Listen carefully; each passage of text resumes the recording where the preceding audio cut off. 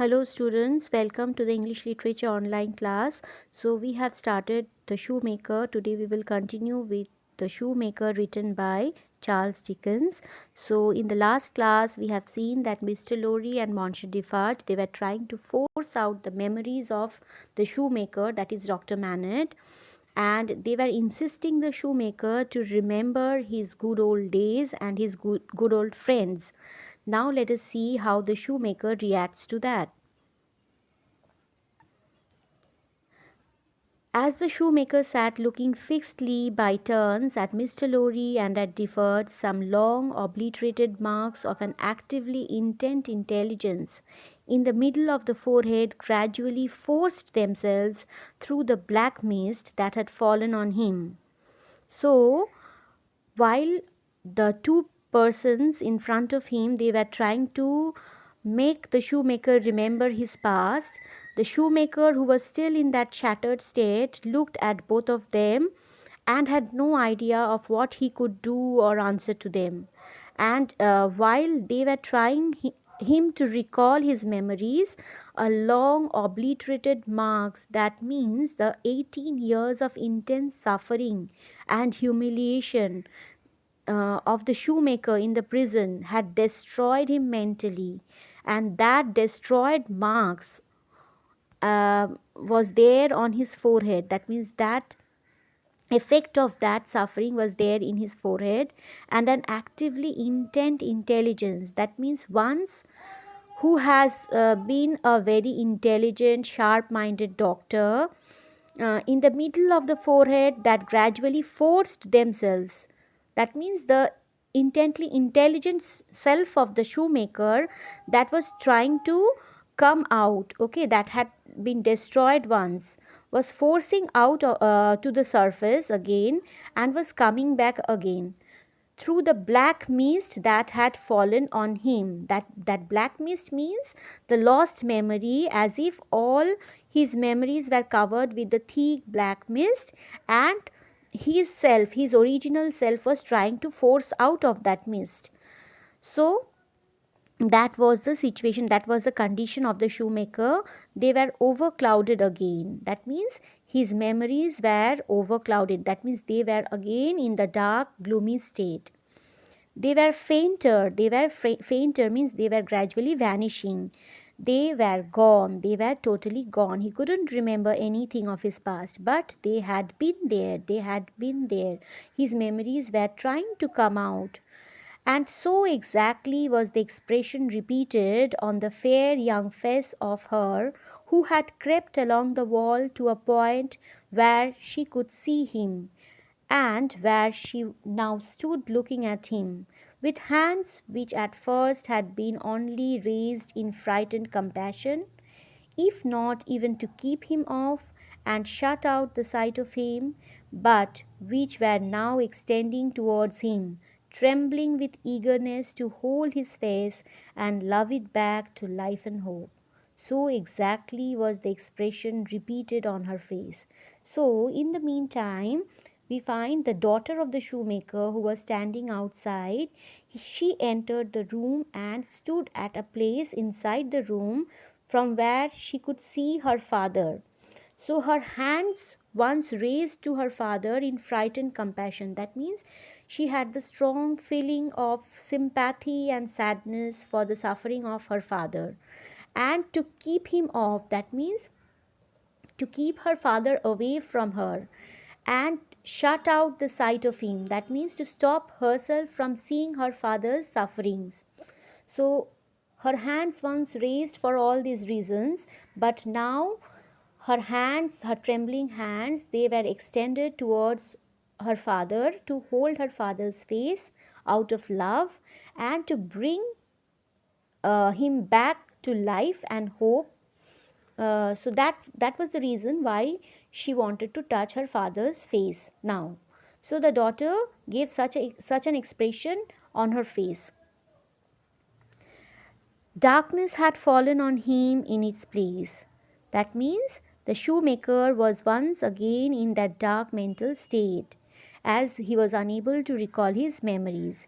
He looked at the two less and less attentively. He looked at the two means at Monsieur Defarge and Mr. Lorry with less attention, and his eyes in gloomy abstraction sought the ground and looked about him in the old way. So his eyes in gloomy abstraction, that means he was again in the state of being lost in his own thoughts and could think of nothing but the job of making shoes. So he resumed his work, he started his work again, continued his work. "Have you recognized him, monsieur?" asked Defarge in a whisper.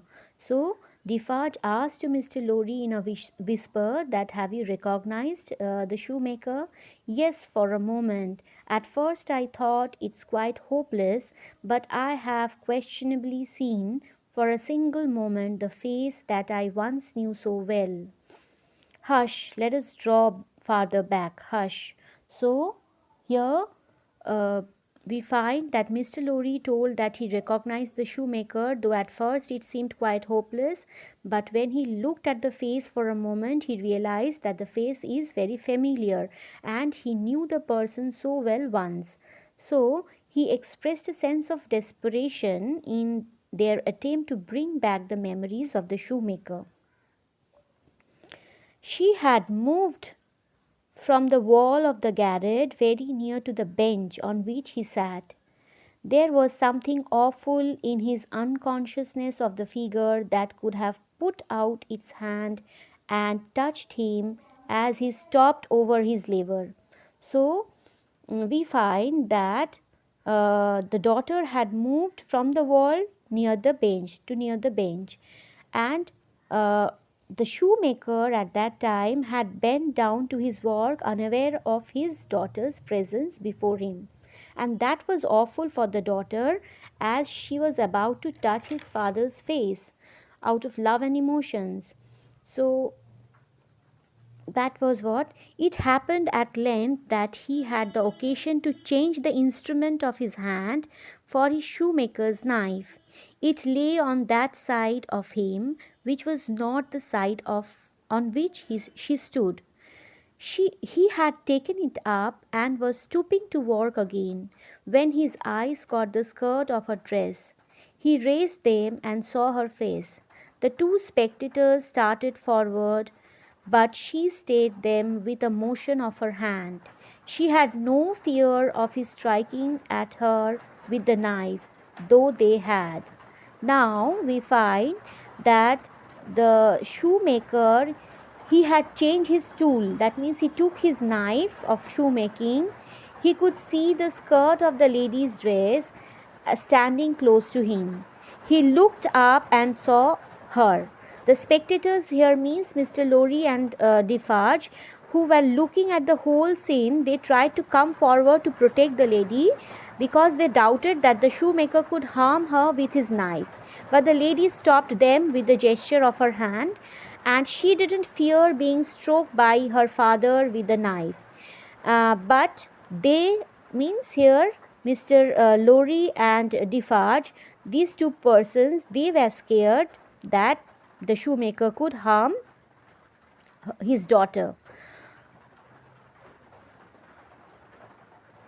So he stared at her with a fearful look, and after a while his lips began to form some words, though no sound proceeded from them.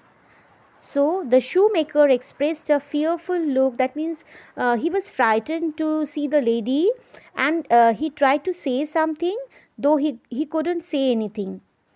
By degrees, in the pauses of his quick and labored breathing, he was heard to say. So, in between his quick and heavy breathing, he spoke something. "What is this? What is this means? Who are you?"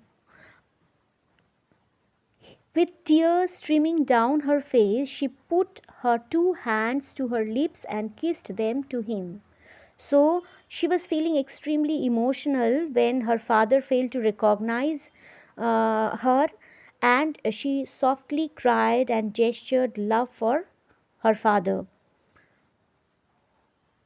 "You are not the jailer's daughter." That means you are not the jailer's daughter. She shied, no. So, with a deep sigh, she told, "No, I am not the jailer's daughter." "Who are you? Then who are you?" the father asked. Not yet trusting the tones of her voice, she sat down on the bench beside him. So, the father could not trust the lady, the daughter, because he was unable to recognize her. But the lady sat beside her father on the bench. He recoiled. He recoiled means he moved back out of fear. But she laid her hand upon his arm. But the daughter touched her father's arm.